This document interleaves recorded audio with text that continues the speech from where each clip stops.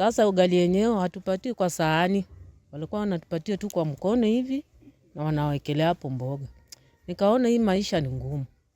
Niliona mama yangu akiteseka, analala kwa malazi ya ngozi, anajifunika sijui gunia. Hata sisi tulikuwa nalala tu chini ya ngozi tukijifunika gunia. Nikaona hii maisha ni ngumu. Nikaona wacha nitoroke. Tukaamka tu siku tukaenda paka Laitokto. Sasa tukapata hapa Wakikuyu wakatuuliza mnataka kazi? Na sisi tunasema kila mmoja akaenda njia yake. Alinioa akanipatia mimba ya kwanza, tukakaa. Nikakaa naye akakunywa sumu akakufa. Akaniatia watoto. Nikaona sasa nikitoroka nikiacha watoto wataumia. Niliwaza lakini uwezo ndio sikukuwa nayo. Sijui nilikuwa nimefungwa na mnyororo ya shetani ama ilikuwa madawa hata sijui. Sikuwa na na hamu, nikuwaza tu na inafutilia mbali nakaa tu.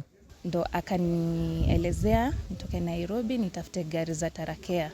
Ndo nikatafuta hizo gari za tarakea, nikakuja mpaka hapo kwa mpaka. Akaniambia nikitoka tarakea niingie Ubetu. Kufika Ubetu niingie Wama Primary School.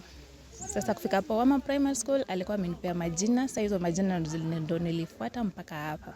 Nione hata masalio yake tu. Basi nikamwachia Mungu. Kanyamaza kimya.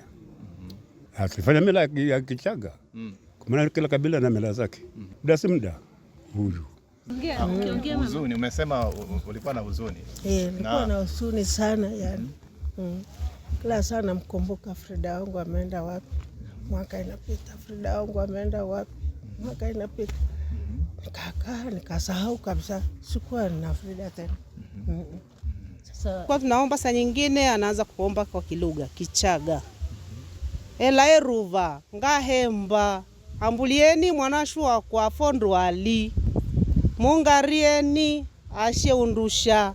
Yani ndo style. Yani Mwenyezi Mungu tunaomba utusaidie huko aliko huyo mtoto wetu.